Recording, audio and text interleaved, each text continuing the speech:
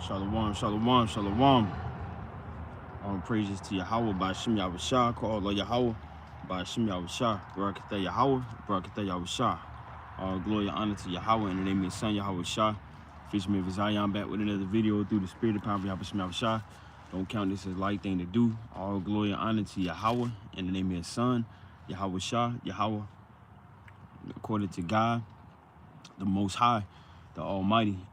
In the name of His Son, Yahushua, who the world knows Jesus the Christ, through the spirit of power of Yahushua. Lord willing, this will be edifying to you. Peace and blessings to you. Shabbat Shalom. Lord willing, you're enduring in these last days, striving and enduring, forsaking the flesh and the cares of this world to the best of your ability. Lord willing, each and every one is striving and keeping the Sabbath to the best of their ability and staying in the word, staying in the fight, in the race, in this marathon of faith, patiently waiting for our Lord, the Messiah, Yahweh Shah Mashiach, to return. Peace and blessings to you. We're going to open up with a precept through the spirit of power of Yahweh Shah. Like the video is titled, by any means necessary, protect your peace, plus laws and commandments on the widow and fatherless. So by any means necessary, you know, whatever you got to do, however you got to do it, while doing it in righteousness, you know, because a lot of people, you know, they don't tend to understand what comes with peace, on what the aspect of having peace is for your life and your foundation. It's very important. But before we get into that, we're going to open up with this precept like we always like to open up with. This is Psalms 122. Shalom to the saints. Peace and blessings to you, so-called blacks, Hispanics, and Native Americans, indigenous, if you understand. This is Numbers 122, and I'm gonna start at verse 1, and it reads, I was glad when they said unto me, let us go into the house of the Lord. So the Lord, you know, like we always explain, you know, we are in the Lord's house. If we have a mind to read, to pray, to fast, we are in the Lord's house. When we talk of righteousness and walk in the ways of righteousness, we are in the Lord's house. You know, when we do right by others, you know, when we're not living a life of hypocrisy, we are in the Lord's house. You know, when we have faith on His Son, you know, the Messiah, we are in the Lord's house. You know, when we do the things, you know, that isn't comfortable, that isn't pleasing to our flesh, we are in the Lord's house. You know, when it doesn't feel good, but you know, we continue to strive and endure. You know, you are in the Lord's house if you are a descendant of Jacob.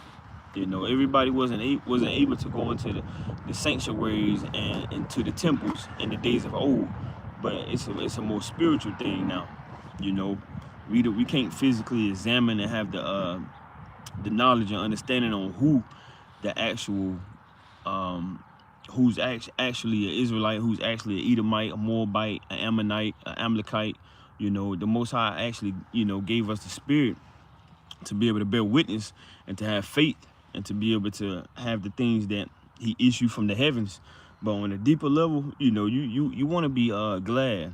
You know, you want to be glad that the Lord didn't take the spirit away from you, didn't bring judgment into you like you should have.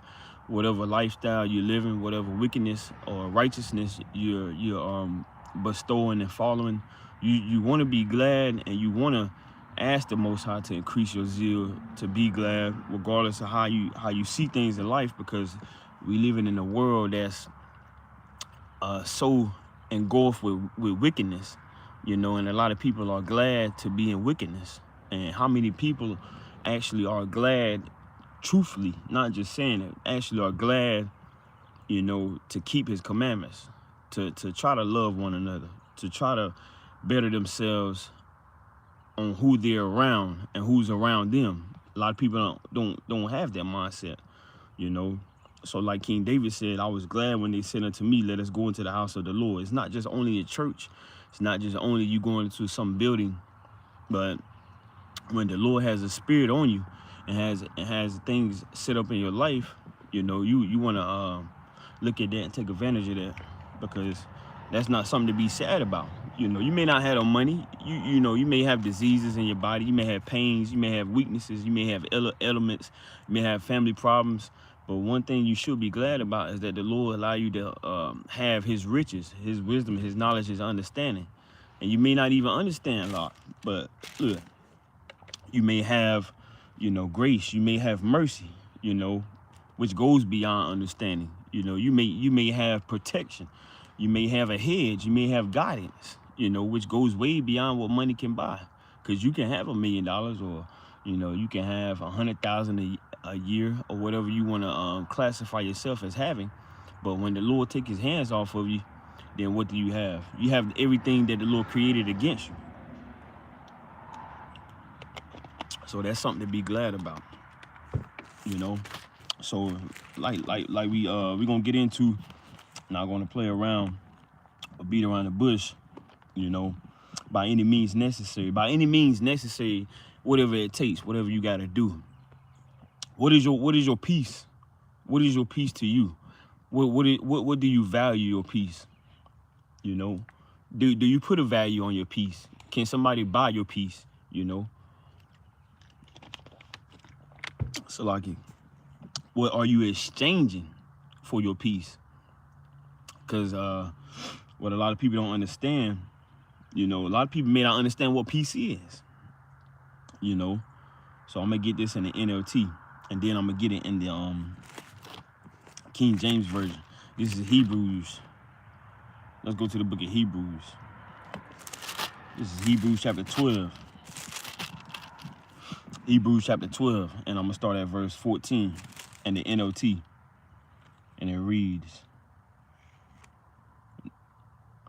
working, so Hebrews chapter 12 and verse 14, it said, work at living in peace with everyone, and work at living a holy life, for those who are not holy will not see the Lord.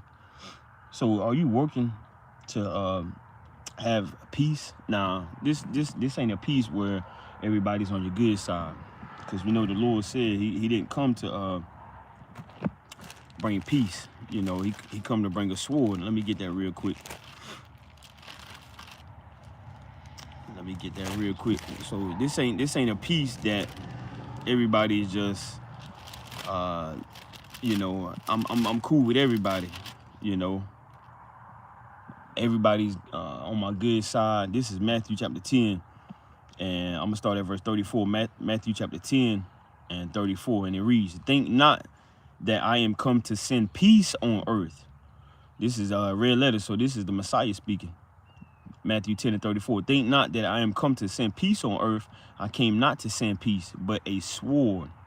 So the Lord is coming to bring righteous judgment for wrong being done, judgment for things that was rightfully done, which is ultimately a division. Matthew 10 and 35, for I am come to set a man at variance against his father, and the daughter against her mother, and the daughter-in-law against her mother-in-law. So the Lord isn't all for everybody being on your good side, because we understand that the Lord had things done to him that wasn't rightfully judged how it should have been. So we understand that the Lord wasn't on everybody's good side. You know, he had brothers that, you know, didn't get down with what he was doing and teaching, and his ways of living, and how he instructed his 12 apostles, you know, his 12 disciples. So going back to this again, Hebrews chapter 12 and verse 14 in the King James version now. Hebrews chapter 12 and verse 14, and it reads, follow peace with all men and holiness, without which no man shall see the Lord. So everybody ain't gonna be on your good side, or like you, or like, you know, the things that you're doing or the things that you're saying. But does that mean you're supposed to trim your ways for everybody else? No, that's not what that means, you know. But to the best of your ability, you gotta try to make things in a less wrathful or less violent atmosphere, you know. because I already got it written down. So for etymology and edifying purposes, peace. Now you can look this up on your own in the blue letter. This is going into a state of national tranquility. Now tranquility on another scale is like being calm. So tranquility, you know, like you have a calm, you know, way about going when destruction is around you, or when evil is around you, or when chaos is around you, you know. And that's the way we want to be living our life, because when the Lord comes back, this world is going to be, you know, more wicked than it is now. You know, and you can read that in Matthew 24. So when the Lord comes back, you know, right before he comes back, this world is going to be at its all-time highest at wickedness. And so many things that will be done around you, around me, on whomever, you know, you don't want to just respond to everything in a way where it causes you to lose faith, it causes you to lose your mind, causes you to turn to the left or to turn to the right. So that's what tranquility is, on another level of understanding peace. And then it also has, in a blue letter, exemption from the rage and the havoc of war, peace between individuals, harmony, concord. So, for example, you know, and you can read many accounts about King David and King Saul, on how King Saul was for violence, and King David was for peace. King David was trying to make peace with King Saul, you know. So that's a great example to understand with this. But I want to get Hebrews chapter 13 and verse 5 real quick. This is Hebrews chapter 13. It's like not verse 5, but 15. Hebrews chapter 13 and verse 15, and it reads, Hebrews 13 and 15, by him, therefore, let us offer the sacrifice of praise to Most High God continually. That is the fruit of our lips, giving thanks to his name. So a lot of people like to sacrifice wrongfully when they get in an argument. You know, they may hit something. They may break their hand when they're in a fight. Because like we just read, according to the etymology and the definition of peace, it says exemption from the rage and havoc of war.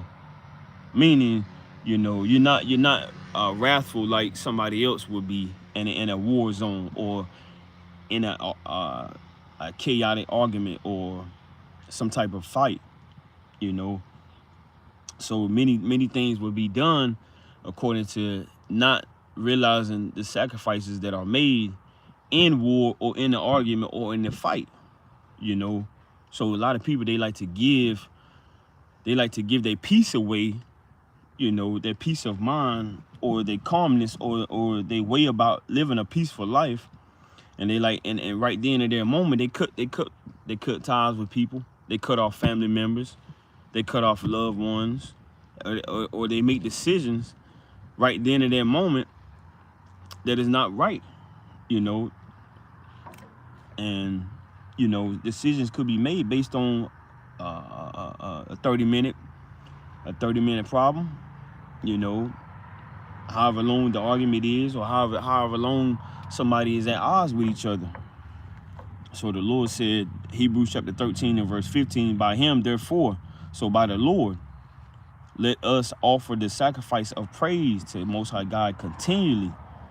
That is the fruit of our lips, giving thanks to his name. But to do good and to communicate, forget not, for with such sacrifices Most High God is well pleased. So would the Lord be pleased if we gave somebody our peace? You know, if we had a disagreement, or if we got into an argument, or if we got on the wrong foot, or if we misjudged the situation, would the Lord be pleased with us giving away the peace that he bestowed upon us, that he blessed us with? You know, because the peace, you know, that you have doesn't come from money, or it shouldn't, you know. Because if that's the case, then when the economy collapse, or when money isn't really gonna be a thing on the earth, then what will you have? If your money is your peace, or if your relationship with somebody else is your peace, you know, what if that person dies? Then what will your peace be like? You know, now you done left the funeral, and then you're 5 days in mourning. So if you lose somebody on this earth that you highly love, or you value so much, if your peace is within a relationship, then when that person dies, then where's your peace at?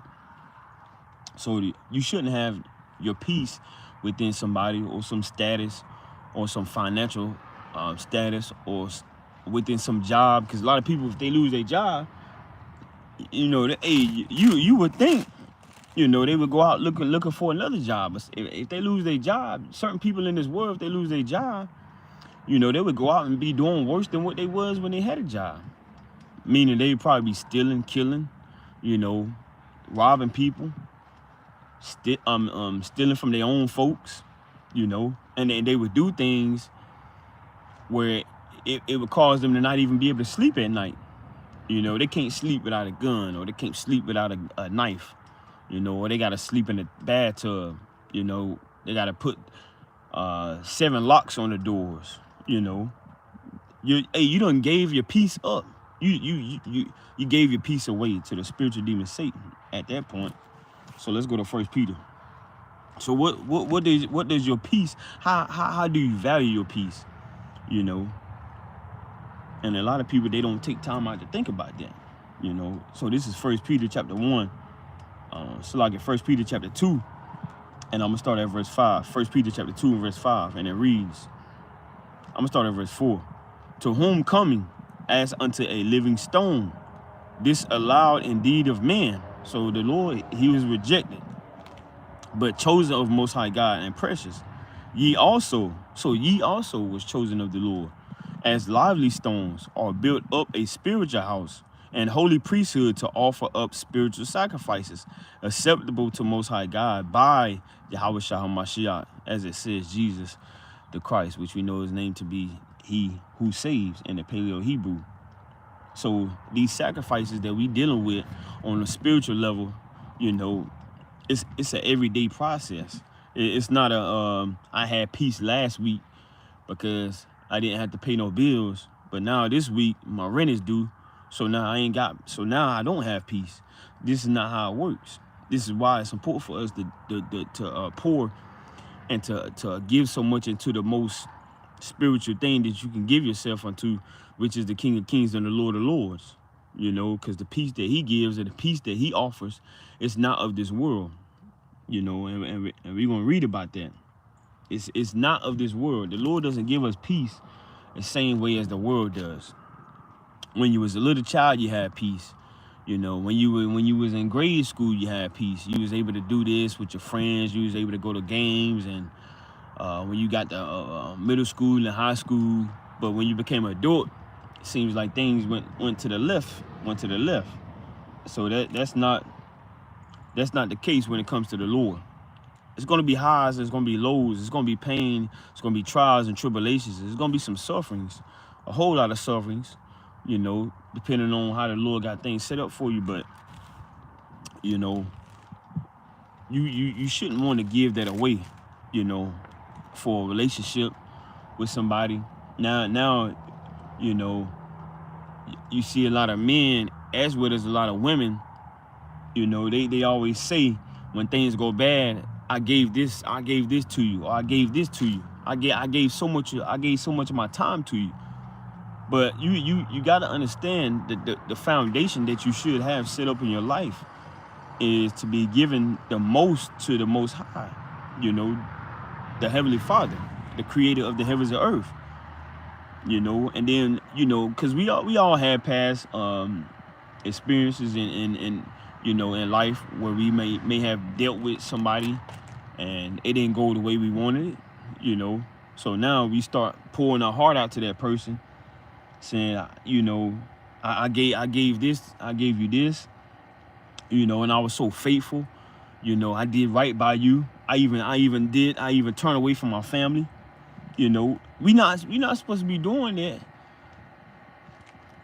for a carnal aspect. Now, there's nothing wrong with loving, you know, your spouse, loving your children and things like that, but it can't be on the same level where you giving more to that than you would to the Most High, who is your creator, you know, who is your guide, who is your shield, your protection, you know. So your peace with him, you know, should be, you know, protected higher than your relationship with your mom or your dad or your woman, or if you're a woman or your man or your job. A lot of people they do more for you know, the HR representatives and their supervisors and the head CEO than they would for their own family members, for their own mom, for their own dad. Even more so, they'd do more for the job, the plantation, than they would for the Most High. Because they trying to protect their peace on the job. You know, when they clock out, I need to know if I'm gonna have a job tomorrow. You know, I need to know if I'm at good standing points with HR or if they trying to fire me. You know, but where's the aspect when it comes to the Lord? You know, I need to protect things with how I'm representing the Heavenly Father, you know. And then if that's the case, then your mindset and your spirit will be on a whole different level, you know, versus, you know, when you meet somebody for the first time, you want to smell good, you want to look good, you don't want to say the wrong things, you don't want to come off the wrong foot. You know, you don't want to open up too much because they might get scared or they may judge you a certain way. But you gotta protect things outside of that, you know, because what you have with the Most High it's gonna build up everything else, you know. So I'm gonna go back. Let me go back to Hebrews real quick. Hebrews chapter 13. So we got to understand that, you know, we got to protect our peace when it comes to the spiritual things. So this is Hebrews 13:16 again. It says, but to do good and to communicate, forget not. For with such sacrifices, Most High God is well pleased. So a lot of people, they deal with sacrificing for their marriage or sacrificing for their job. But the Lord is not pleased with that, because you may break the Sabbath, you know, you may commit adultery, or you may bear false witness with your loved one or with your spouse or whatever it is. What are you doing to make things right? You know, if you're giving your peace unto your woman, if you're a man, or you're giving your peace unto a man, if you know, if you're a woman, or unto your children. You know, your child is getting older, getting towards those teenage years. You know, you've been saying no for the longest, and now you're thinking, oh, I need to say yes. You know, this one thing that came to me, I need to say yes. But that's gonna hurt your peace, you know, because the true peace is what the Lord gives you. Now I want to get this real quick. In Philippians, the real peace is what the Lord gives you, you know, which goes way beyond what the world want to view as, or what the world want to give us, or what the world thinks they should give us. Now this is Philippians chapter 4, and I'm gonna start at verse 7. Philippians 4 and verse 7. And the peace of Most High God, which passeth all understanding. So the peace that the Heavenly Father gives, it passes all understanding. You think you know how to be a good husband, but the Lord has things that goes beyond that. You know, it's not you and only you that's able to have you moving in a manner where you can be a great husband or a great wife. It's things that the Lord giving you. So why aren't you protecting that? You know, it's not that you got a good paying job. You know, it's not that you look a certain way, or you talk a certain way, or because you have a good health. You know, you have a good kidney, you have a good heart, you know, you have good eyesight, you have a good hearing, you know, you're very smart. It's not that. You know, it's because the Lord is giving you something that you should be protecting, you know. And if the Lord take away your peace, then everything that you think you're holding on to, or everything that you think you're saving or protecting, the Lord can allow it to collapse. And that's what this video is about. To let you know that you got to protect your peace. And what does that look like? You know, don't cut corners for nothing.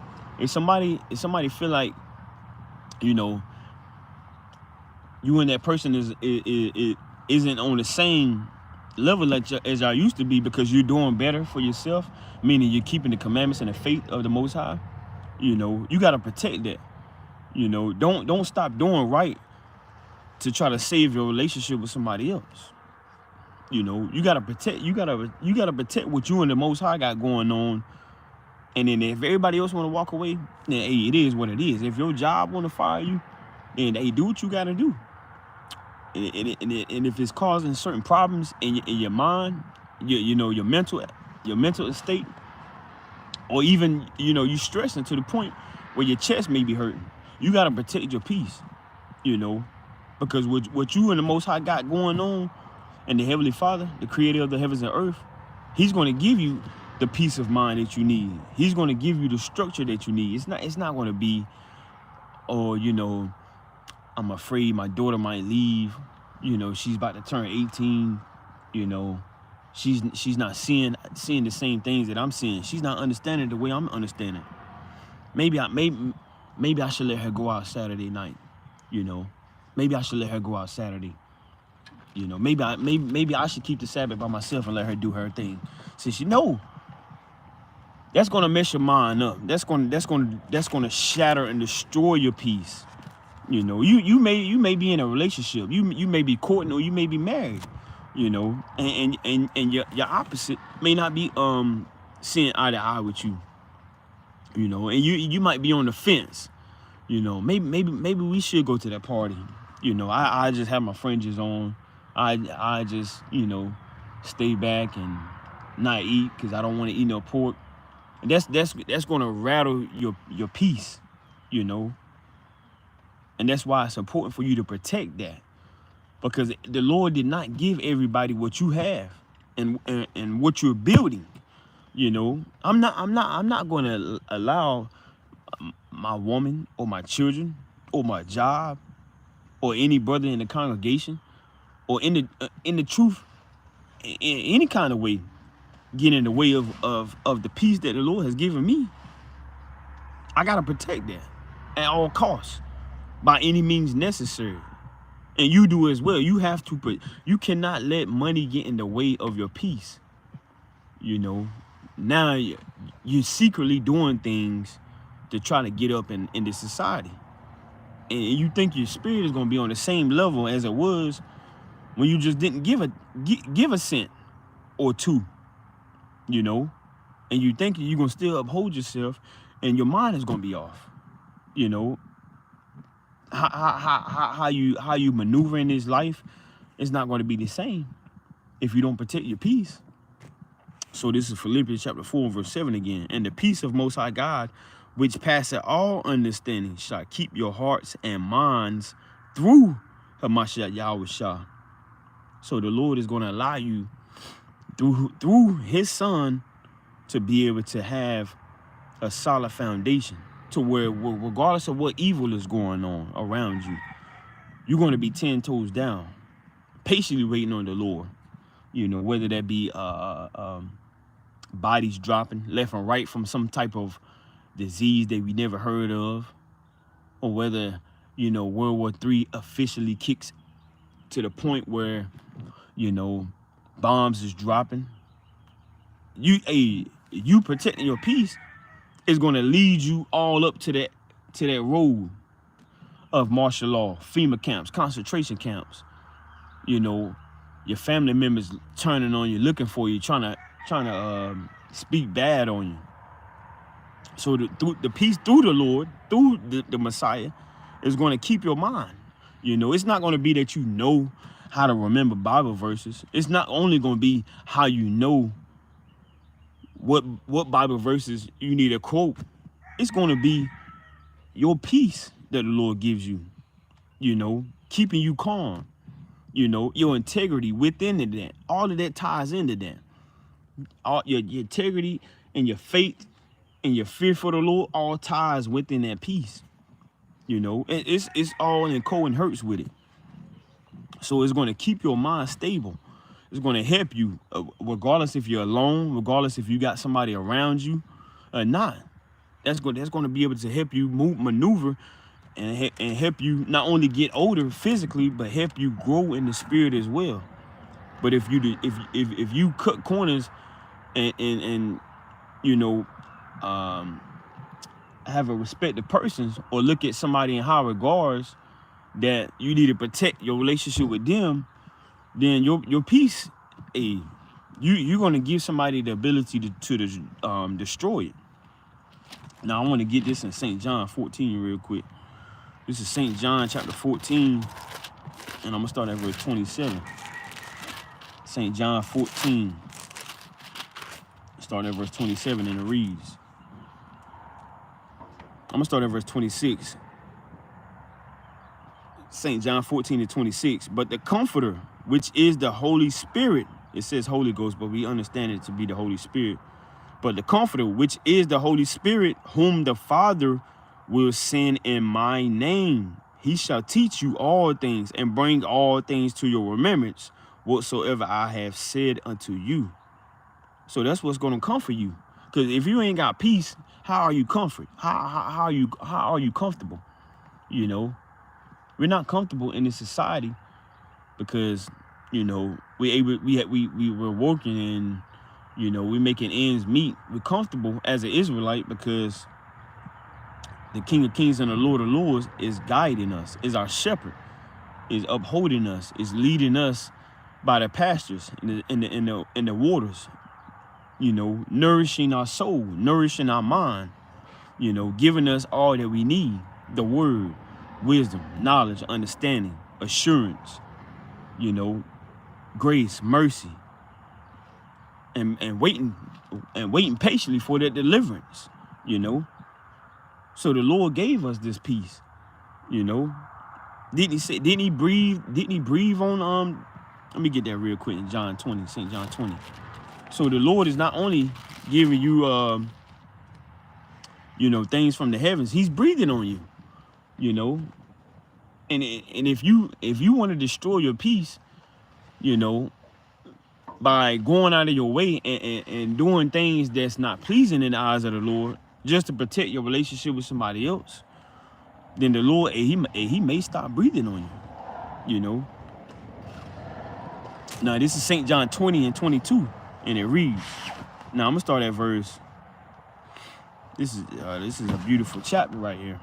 You know, this is St. John 20 and 19. I'm gonna start at verse 19. St. John chapter 20 and verse 19.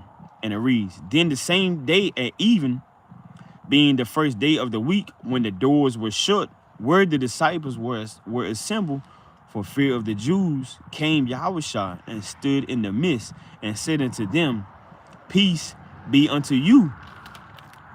And when he had so said, he shewed unto them his hands and his side, you know, how he got crucified, you know, and the evidence, you know, to help them with their faith, to believe, because he is faith.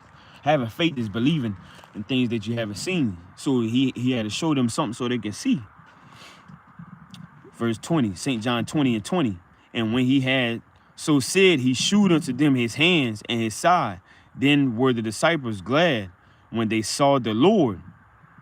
Then said Yahushua to them again, peace be unto you, as my Father had sent me, even so send I. Even so send I you. Let me read it one more time. St. John 20 and 21. Then said Yahushua to them again, peace be unto you, as my Father had sent me, even so send I you. Verse 22, and when he had said this, he breathed on them and said unto them, receive ye the Holy Spirit. So the Lord, he's not only giving you things, but he's breathing on you, you know. Just like if you was if somebody was hot or not hot, but if somebody was cold, they would kind of, you know, just rub their hands together and start breathing on their hands to try to help, you know, help warm their hands up. But just think about it on a spiritual level. When you just literally down out going through it, you know, the Lord is breathing on you. You know, every time something is needed, you know, you pray, you know, the Lord has just got you wrapped up in his hands, and he's just breathing on you. You know, you need healing, the Lord just, you know, you need comfort, the Lord is just, you know, you might have lost a loved one, the Lord just breathe on you. You need more faith, the Lord just, it gives you everything that it is that you need wrapped up within peace, you know. So he said, St. John 20:22, and when he had said this, he breathed on them and said unto them, receive ye the Holy Spirit. Whosoever sins ye remit, they are remitted unto them, and whosoever sins ye retain, they are retained. So the Lord, he makes sure that what we need, as long as we're fighting for in righteousness, you know, he gonna make a way for things to be put in place. Now let me get this in Psalms real quick. This is Psalms. So that's why it's important. Like we always say in the beginning, be glad, you know, because what you feeling and what you're not able to see, it's things done on your behalf that you don't even realize, you know. So you might as well be glad, you know, because the Lord can turn your situation from mourning into joy, you know. Somebody may ask, well, you know, why you so happy, you know. You can't explain to them why necessarily wholeheartedly why you're a certain way, because this stuff you don't even know. You know, the Lord isn't gonna give you everything. He ain't gonna show you everything. You know, you in pain, you suffering. You know, you're physically hurting, but you got a fake smile. You know, but a lot of the stuff that you don't even see, you know, it's waiting on you. It's waiting for you. That's why it's important to continue to patiently wait for the Lord. Now, this is Psalms 29 and verse 11. Now, this whole chapter is beautiful. I'm gonna start at verse 8. Psalm 29 and 8. The voice of the Lord shaketh the wilderness. The Lord shaketh the wilderness of Kadesh. The voice of the Lord maketh his hinds to calve, and discovered the forest. And in his temple do everyone speak of his glory. The Lord sitteth upon the flood. Yea, the Lord sitteth king forever. Verse 11, the Lord will give strength unto his people. The Lord will bless his people with peace. You see that? So the Lord, he says the Lord will give strength unto his people. You know, who's his people? We know his people is the Israelites. You know, ain't no getting around that. We know his people are the Israelites. And he said he will bless them with peace. Now, it didn't say he's gonna give them peace for 1 week. You know, just think about it. You know, out of all for a minute, Satan trying to take away the word. So we're gonna finish back where we left off through the spirit and power of Yahweh. Going back to Psalms again. Psalm chapter 29. It's the book of Psalms chapter 29. Satan tried to take away the word, but hey, we still gonna fight to push the word through the spirit and power of Yahweh. This is Psalm chapter 29, where we left off. Psalm 29 and verse 11, and it reads, the Lord will give strength unto his people. The Lord will bless his people with peace. So through the spirit, the Lord, he's going to strengthen the Israelites. So if you was following along, Salaki, for the interruption, the device got too hot and cut off. It was in the sun. I try to come outside, you know, to kind of get in a different atmosphere. Try to come outside and get some sunlight as that, but You know, through the spirit of power of Yahweh Shah, we're going to continue to strive. So the Lord is going to he's going to bless the Israelites with peace. Now, as we read earlier, Philippians chapter 4, get Philippians chapter 4 one more time. Philippians chapter 4. Philippians 4 and verse 7 again. And the peace of Most High God, which passeth all understanding, shall keep your hearts and minds through Hamashiach Yahweh Shah. So the Lord is able to have the Israelites, the hopeful elect, to continue to strive, to continue to fight. Because a lot of people don't have everything that, you know, Moses had. You know, Moses wasn't just dealing with the same thing everybody else was dealing with. You know, most people, I ain't gonna say most people, but a lot of people wouldn't be able to lead a rebellious nation out of Egypt. Just imagine you having to lead thousands, hundreds of thousands of people, you know, and deal with all those spirits. You know, it has to be something that is able to help him to be able to deal with being in the flesh and the thoughts and the temptation. You're gonna find out that it was that peace, you know, that it was everything that the Lord gave him, you know. And the same with a man, when he's a father, when he's a husband, or when he has to make an honest living, you know, that peace is going to be able to help guide you through whatever situation you're dealing with, you know. So the Lord, you know, he does things so more on the level that we don't even understand. Like I said earlier, that's why it's important to be glad for what the Lord is fighting on our behalf, dealing with, you know, and us, you know, being rebellious, being hard-headed, you know, being ungrateful, because the Lord did say we're ungrateful. I can't remember the precept, but he said we're unthankful. You know, the Lord literally called us an unthankful nation, you know. So it's a lot of things that the Lord is doing that we don't even understand.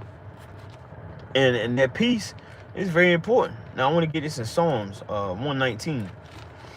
This is Psalms chapter 119, and I'm gonna start at 160. Psalms 119 and 165, and it reads, great peace have they which love thy law, and nothing shall offend them. So those that's in love with doing whatever the Lord commands them, not only whatever the Lord commands, but what he's putting on them to be able to practice and learn. That's why it's important to learn and to strive, because the more you learn and the more you give effort, you know, you're in the process of growing. So how can you love something that you don't find more out about, or that you don't give more into, you know? So let's read this one more time. Psalms 119, 165. Great peace have they which love thy law. So the Lord is going to have great peace upon those that love his instructions, you know. The Lord is going to protect your mind. He's going to protect your thoughts. You know, he's not going to allow your thoughts to overtake you. You know, it's not going to be on a level like Judas. You know, that's a learning aspect. You know, his peace went from him walking with the Lord, him seeing the Lord's miracles, to he wound up killing himself. You know, Judas gave his peace up for gold, for money, you know. And a lot of people, they give their peace up for women. You know, men, they give their peace up for women. Men give their peace up for trying to get rich, you know. Done a lot of stuff, you know. some men sold drugs as well as women. A lot of people sold drugs. They did bad. You know, killing their own people. You know, to get some type of level and status. You know, so they hate the Lord's instruction. Therefore they're not going to have peace.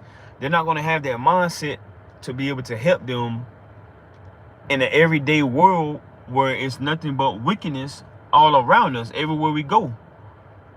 You know, and just like Judas, he wound up killing himself. Now, I want to get Sirach real quick, the Apocrypha. Because we just read, it says, great peace have they which love thy law, and nothing shall offend them. Being broke is not going to offend you if you love the Lord's instruction. You know, being alone, your spouse might commit adultery, you know. But that's not going to offend you, you know. You're going to be hurt, of course, you know. You're going to go through it, you know, especially when you're down bad, you know. You might you might be in a broke down car, you know. But you can't give your peace unto a Mercedes Benz. Now you paying $800 a month for a car note, and you can, and every time you look at the high holiday calendar, you can never take a day off, because you thinking within yourself, if you take a day off, your car note gonna get behind, or you thinking if you get that big house, you know, where your mortgage is gonna be $2,000 a month, $2,500 a month. You ain't gonna have a mindset, you know. That's why you can't get wrapped up in materialistic carnal stuff, or even trying to deal with people that's not trying to follow the Lord's laws, statutes, and commandments, or his ways, or his instructions. You know, somebody that's following the Lord is not going to be able to walk with somebody that's not following the Lord. Their ways is not going to be in the same ways as yours, you know. So this is Sirach in the Apocrypha, Ecclesiasticus. This is Ecclesiasticus chapter 32 and verse 15. Ecclesiasticus chapter 32 and verse 15 in the Apocrypha. If you don't have an Apocrypha, like we always like to encourage you, get you Apocrypha. Mine's jammed up, but this is Ecclesiasticus chapter 32, and which we understand to be Sirach, which we call it 32 and 15, and it reads, he that seeketh the law shall be filled therewith. So you're going to be filled with joy. You're going to be filled with peace of the Most High. You're going to be filled with knowledge and wisdom and understanding. He that seeketh the law shall be filled therewith, but the hypocrite will be offended thereat. So you're going to be offended, you know, and your mindset is going to be all over the place. You know, you're going to, it's almost as if you're going to be bipolar, or you're going to be somewhat, you know, crazy, how people would say.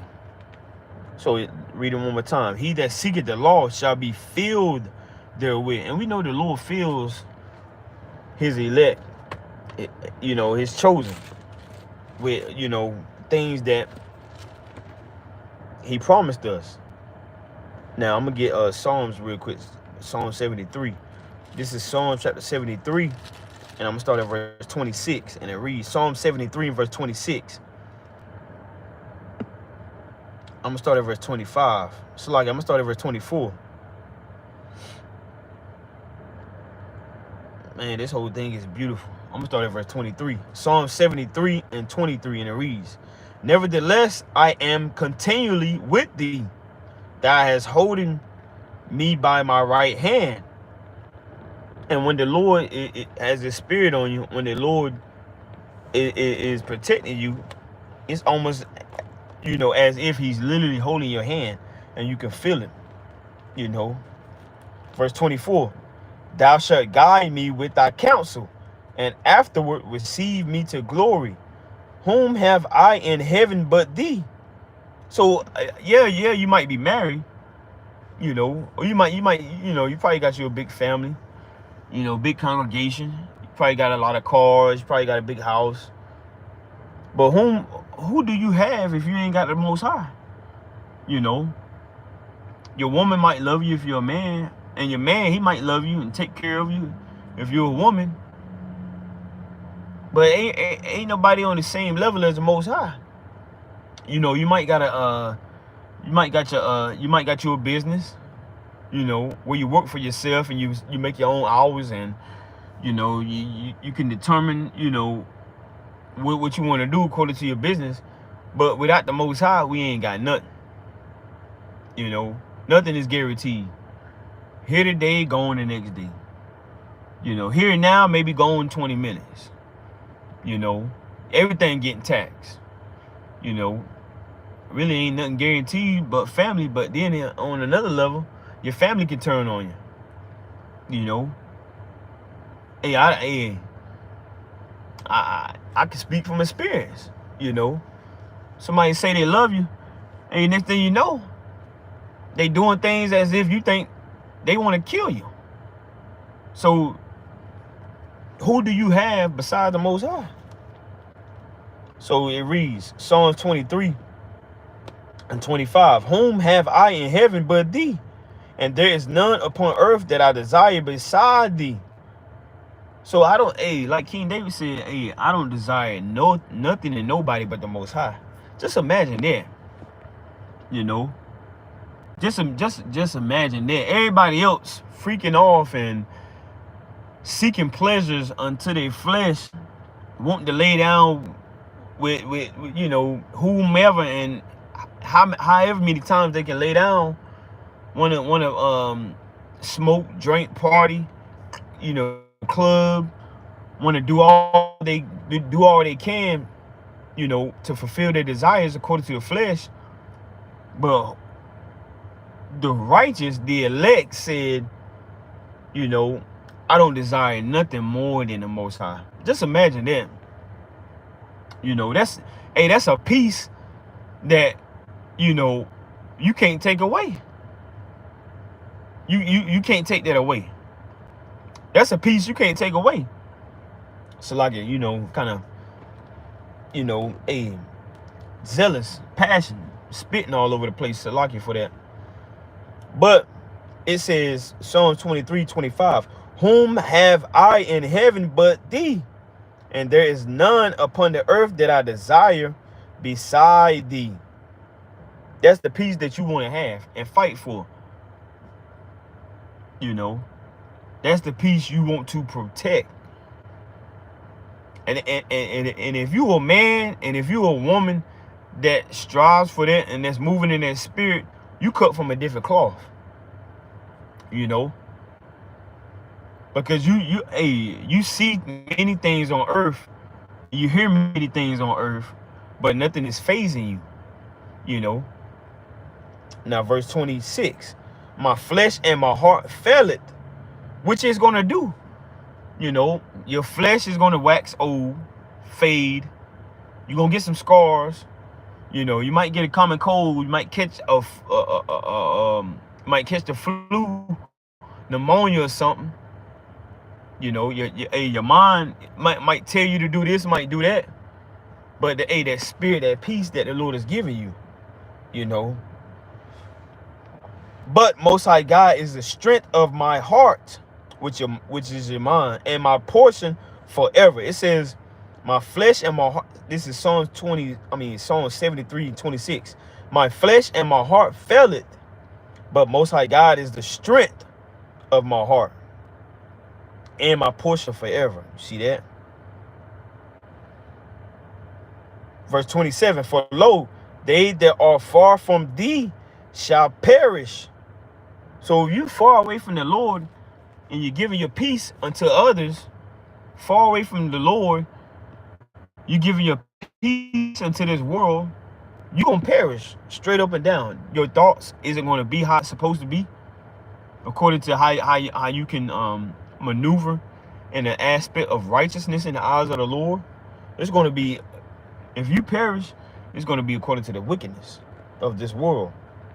Psalm 73:27, for lo, they that are far from thee. Psalm 73:28 again. But it is good for me to draw near to Most High God. I have put my trust in the Lord Most High God, that I may declare all thy works. You see that? So you can declare the Lord works with your mouth, with your hands, with your body. You know, you teaching the laws, statutes, and commandments of the Most High, and you doing the work of the Most High, and you actually praising the Lord with your lifestyle, how you living. You know, you're not masturbating, you're not lusting after others. You know, you're not smoking and drinking to the point where it's taking you off course. You know, you're not smoking anything at all, which you shouldn't be, and you're not getting drunk, which you shouldn't be. You know, you're moving in the spirit and the righteousness of Yahweh Ba'Shem Yahushua. Now, we're gonna get some laws, statutes, and commandments on the fatherless and the widow through the spirit of power of Yahweh Shah. So all praise to the Most High. Lord willing, you protect your peace and you move in the spirit of understanding that your peace is very important. You know, now this is Isaiah 26 and verse 3, and it reads, Isaiah 26 and 3. Thou would keep him in perfect peace, whose mind is stayed on thee, because he trusted in thee. So you should be able, you shouldn't trust in your marriage, in your if you're a man and your woman, or if you're a woman and your man. It's not, I'm not saying don't trust them, but don't think that's the best thing that you have on earth, or that's somewhat makes you feel complete.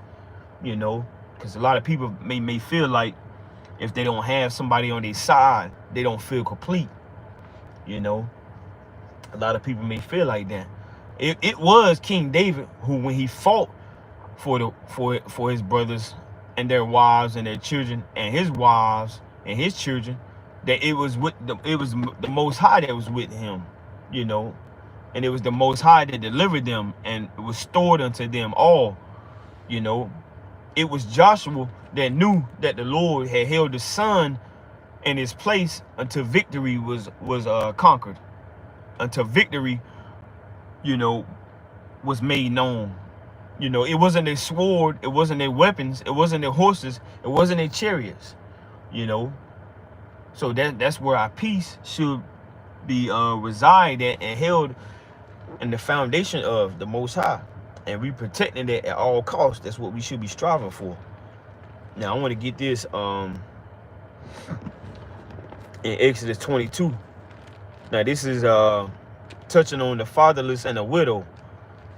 Exodus 22. So going over laws, statutes, commandments, going over the laws of the Most High is something that we should be doing. You know, it's not just talking about random stuff and just going over random stuff. You know, the word of the Most High is pure, it's clean. Of course it is. And another level, and another foundation of that is learning and staying connected within the laws and the statutes and the commandments and the judgments of the Most High. So, you know, it's good to know about the commandments and the laws of the Most High, so you can know how our forefathers and our foremothers were moving in the sense, as well as having a respect unto things that may go on in this life and in the world that we live in. So this is Exodus chapter 22, and I'm gonna start at verse 22, and it reads, Ye shall not afflict any widow or fatherless child. If thou afflict them in any wise, and they cry at all unto me, I will surely hear their cry. And my wrath shall wax hot, and I will kill you with the sword, and your wives shall be widows, and your children fatherless. So the Lord don't play about the widow. He don't play about the fatherless, according to the descendants and the nation of Israel.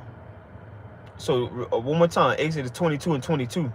Ye shall not afflict any widow or fatherless. So a widow is somebody, now let's get this in the Apocrypha real quick, because Judith was a widow. If you ever read Judith in the Apocrypha. Now let's go to Judith chapter 8, and I'm gonna start at verse I don't want to read this whole thing. You can read it, you know. I'm going to start at verse 4. Judith chapter 8 and verse 4, and it reads, so Judith was a widow in her house 3 years and 4 months. And she made her a tent upon the top of her house, and put on sackcloth upon her loins, and wear her widow's apparel. So what does it mean according to a widow? If you may not understand, if you may be somewhat new to understanding how the Bible puts things in a perspective. Now let's go to verse 2. Judith chapter 8 verse 2, and it reads, and Manasseh was her husband of her tribe and kindred, who died in the barley harvest. So a widow is a woman that at the time was a wife, but her husband died. So that's what a widow is. So the Most High has laws on how a widow should be treated, and how a widow should be respected, and also how a widow should carry herself. Now this is 1 Timothy. Because you may have a family member, you may have an aunt or a grandma or a cousin, you know, that was married and her husband might have died, you know, so she's a widow. So this is 1 Timothy chapter 5, and I'm gonna start at verse 3. 1 Timothy 5 and 3, and it reads, honor widows that are widows indeed. Now, why does it say that are widows indeed? Now, you live in a world where a lot of women, you know, hey, they're just demonic. You know, we're just gonna keep it real, just demonic. So some women will kill their own husbands. You know, will poison them or send a hit to get after them, or maybe trying to get some life insurance money or something like that. So why, you know, this is why the Lord got to make things plain and very separate, because some people will kill others. You know, that's why, you know, the scriptures say thou no kill, you know. But a widow indeed was a widow where her husband died from some type of war or some natural effect. So First Timothy 5 and 3, honor widows that are widows indeed. But if any widow have children or nephews, let them learn first to shew pity at home, and to requite their parents, for that is good and acceptable before the Most High. Now she that is a widow indeed and desolate, trusted in the Most High God. So a widow should be trusting in the Lord, not her husband's insurance money, you know, not her husband's legacy, you know, the things that her husband left her. For example, we all know Kobe Bryant. Now, I ain't gonna say we all know Kobe Bryant, but Kobe Bryant, you know, the basketball player that played for the Los Angeles Lakers when he was in the land of the living, which he got killed in a helicopter crash. So you got what was his wife's name? I don't forgot his wife's name. Vanessa. I think it was Vanessa. So you got Kobe Bryant and his wife. So Kobe Bryant got killed in a plane crash, right? So now you have whatever legacy he left, and money and status or whatever, it's going to go down to the children. It's going to go down to the woman. It's going to go down to her, you know. So of course, if she's an Israelite, which I'm led to believe she is, maybe Kobe Bryant's wife is from the tribe of Issachar or Naphtali or Ephraim. I don't really know, you know, but based on, you know, because, you know, I was a fan of Kobe Bryant, fan of the Lakers, you know, watching sports and stuff like that. Grew up playing sports, so that's what I grew up watching. One of my favorite basketball players. But if she's an Israelite, she should be trusting in the Most High God, you know, not her husband's, you know, money and companies and things like that. So it says 1 Timothy 5:4, but if any widow have children or nephews, let them learn first to shew pity at home and to requite their parents, for that is good and acceptable before the Most High God. Now she that is a widow indeed and desolate trusted in Most High God and continued in supplications and prayers night and day. So a woman that had lost her husband, she should continue in prayers night and day, and she should trust in the Lord. You know, now when the man is alive, of course she's following the man. She's following his charge, his lead. But now that a woman lost her husband, she should be trusting in the Lord, praying and giving supplications. Now I want to get this real quick. Now you got Anna, which you can read in the Gospels. You got Anna. You got as far as the widows, you got the woman in 1 Kings. Let's get 1 Kings real quick. This is 1 Kings. I mean, so like I'm gonna just get 2 Kings. This is 2 Kings. So you got widows in the Bible, and the scriptures talk about such things. This is 2 Kings chapter 4. And I'm gonna start at verse 1. 2 Kings chapter 4, verse 1, and it reads, now there cried a certain woman of the wives of the sons of the prophets unto Elisha, saying, thy servant, my husband, is dead, and thou knowest that thy servant did fear the Lord, Yahweh, and the creditor is come to take unto him my 2 sons to be bondmen. So, you know, you got in the scriptures where the Lord has tithing given to the widow women, you know, as well as the fatherless children, you know. So tithing wasn't just something that you just take up like these Christian churches do in these stadiums, these football, basketball stadiums, and they just collect all type of money. If they really follow the Most High God how they say they are, they will look out for the widows and for the fatherless, all in their congregation as well as in the community, because they got well more than enough, you know. According to the scriptures, that's how it should be. You should look after the widow and the fatherless. Now, as it says, reading on again, 2 Kings chapter 4. So this woman was having to pay a debt, and if that debt wasn't being paid, they was going to try to take her sons as a possession. Verse 2, 2 Kings chapter 4, verse 2. And Elisha said unto her, what shall I do for thee? Tell me, what hast thou in the house? And she said, thine handmaid had not anything in the house save a pot of oil. Then he said, go, borrow the vessels abroad of all thy neighbors, even empty vessels, borrow not a few. And when thou art come, and a lot of women probably would have been ashamed of that. You know, they probably would have been ashamed, because a lot of people, they like to have pride. You know, I ain't going to borrow no vessels. They ain't about to be looking at me like this. They ain't about to be looking at me crazy. This woman didn't have pride. She was, you know, doing what the Lord instructed her to do. 2 Kings 4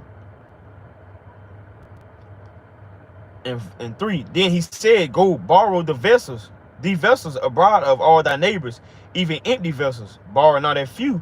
And when thou art come in, thou shalt shut the door upon thee and upon thy sons, and shalt pour out into all those vessels, and thou shalt set aside that which is full. So she went from him and shut the door upon her and upon her sons, who brought the vessels to her, and she poured out. And it came to pass, when the vessels were full, that she said unto her son, bring me yet a vessel. And he said unto her, there is not a vessel more. And the oil stayed. Then she came and told the man of Most High God, and he said, Go, sell the oil and pay thy debt, and live thou and thy children of the rest. You see that? So the Lord actually made a way for this woman to continue to live her life with her sons, and not to live her life in distress, having her sons being taken from her. So, you know, you got things in the scriptures pertaining to widows, you know. Now, I had another precept in mind. Let me see. I don't know if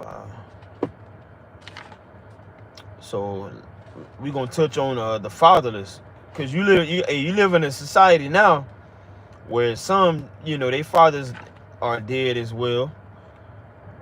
You know, some fathers are dead. They may not have a father in the house. They may not even know their father. You know, or their father might be locked up or something. You know, so you can read a little bit more on widows. You know, you can read about that in Luke, the 2nd chapter as well. But we're about to touch on the fatherless. Now, I want to get this in Deuteronomy real quick. Deuteronomy 14. This is Deuteronomy chapter 14, and I'm gonna start at verse. Deuteronomy chapter 14.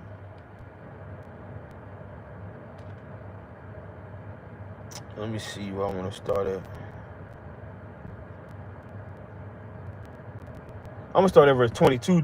Deuteronomy chapter 14 and verse 22, and it reads, Thou shalt truly tithe all the increase of thy seed, that the field bringeth forth year by year. And thou shalt eat before the Lord Yahweh thy God Most High in the place which he shall choose to place his name there, the tithe of thy corn, of thy wine, and of thine oil, and the firstlings of thy herds and of thy flocks, that thou mayest learn to fear the Lord thy Most High God always.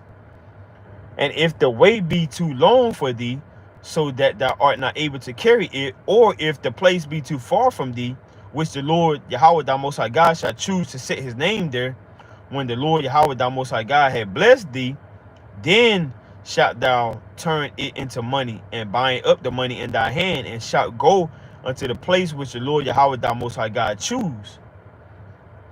Now, I'm gonna jump down to verse 27 for the process of time. And the Levite that is within thy gates, thou shalt not forsake him, for he had no part nor inheritance with thee. At the end of 3 years thou shalt bring forth all the tithe of thy increase the same year, and shalt lay it up within thy gates. And the Levite, because he had no part nor inheritance with thee, and the stranger, and the fatherless, and the widow, which are within thy gates, shall come and shall eat and be satisfied, that the Lord thy Most High God may bless thee in all the work of thy hand which thou doest. So the Lord is looking out for the widow as well as the fatherless. You know, because a lot of people will pass them over. A lot of people will overlook them, but not the Most High. The Most High is a just Most High God. You know, he's about balance, and you can read it in Proverbs 11:1. A false balance is an abomination unto the Lord. You know, so the Most High God is going to make sure that the fatherless, you know, are nourished, as well as the women who lost their husbands. Now, I want to get this in Numbers 27, touching on the fatherless. Numbers chapter 27. You know, I grew up without a father. You know, I didn't have a father to teach me things about, you know, such things that a lot of young boys have. You know, the Most High bestowed and blessed me with a stepfather, you know, when I became a teenager, on up to, you know, getting older in life. I'll pray to the Most High for that. But nevertheless, you know, when you have a young you know, child that grows up without a father, it's some damage, you know, especially in the society where, you know, it's a lot of things that's trying to destroy our young brothers, you know, our young kings and princes. So not having a father there present is you know, it's a you know, it's a lot that could be done towards destruction or towards growth, you know. Numbers chapter 27 and verse 1, and it reads, Then came the daughters of Zelophehad, the son of Hepher, the son of Gilead, the son of Machir, the son of Manasseh, of the families of Manasseh, the son of Joseph. And these are the names of his daughters, Mahlah, Noah, and Haglah, and Makah, and Tirzah. And they stood before Moses, and before Eleazar the priest, and before the princes, and all the congregation, saying, Our father died in the wilderness, and he was not in the company of them that gathered themselves together against the Lord in the company of Korah, but died in his own sin and had no sons. Why should the name of our father be done away from among his family? Because he had no son. Give unto us therefore a possession among the brethren of our father. And Moses brought their cause before the Lord. See that? So Moses brought this before the Most High God, making righteous judgment, you know, before, you know, the daughters that didn't have an inheritance like other people had in the land. Now the Lord said, I'm trying to think of this precept.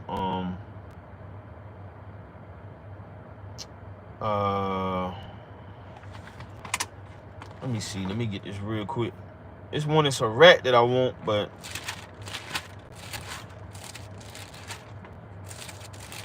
let me see. This is Jeremiah chapter 49. Jeremiah chapter 49.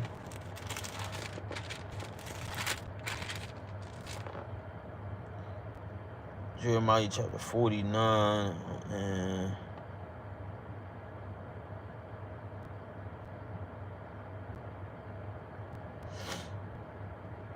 this is Jeremiah chapter 49 and verse 11, and it reads,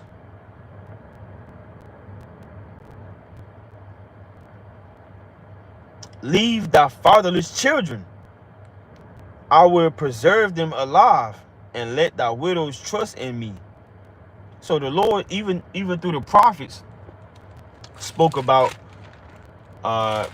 preserving such things and protecting. Now, I think I was looking for, let me see, Sirach chapter 4 in the Apocrypha. This is Sirach chapter 4, and I'm going to start at verse 11.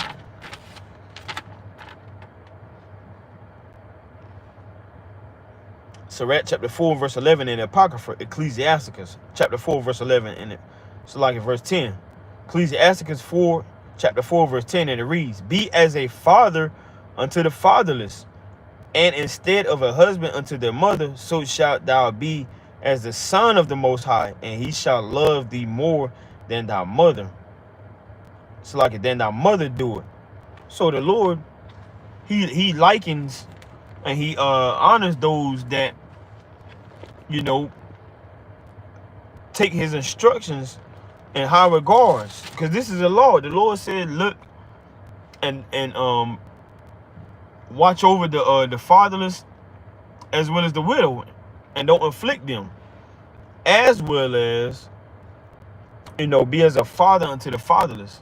Because, you know, a father in the household, as the scripture says, teach your children in Deuteronomy the 6th chapter. Now I want to get this in Mark real quick. Mark chapter 3, and I'm gonna start at verse 35. Mark chapter 3 and 35, and it reads, For whosoever shall do the will of Most High God, the same is my brother and my sister and mother. So the Lord, you know, he can hold you in high regards, just the same way he holds his mother in high regards. He can hold us in the same aspect, as long as we're keeping his laws, statutes, and commandments, and faith. So, Lord willing, this was edifying to you through the spirit and power of Yahweh Shem Yahushua. Shabbat Shalom. Continue to strive and endure in these last days to forsake the flesh and the cares of this world. Peace and blessings to you. Fisherman of Zion with another video. Lord willing, you continue to protect your peace and fight to put the Most High on a high level and have your foundation solid to where nothing in life is going to destroy your peace. Lord willing, this was edifying. Call on Yahweh by Shem Yahushua. Call on Yahweh by Shem Yahushua. All praises to Yahweh in the name of his son, Yahushua. Peace and blessings to you. Shabbat Shalom. Lord willing, you continue to fight in these last days, regardless of everything that's going on, the wickedness. Best believe, according to the word, like it says, evils will increase. So continue to protect your peace and increase and pray that the Lord increase your faith and his fear inside of you to where you respect and honor him in these last days. Fisherman for Zion, call Yahweh by Shem Yahushua, Mashiach. All praises to the Most High, Yahweh in the name of his son, Yahushua. Shalom.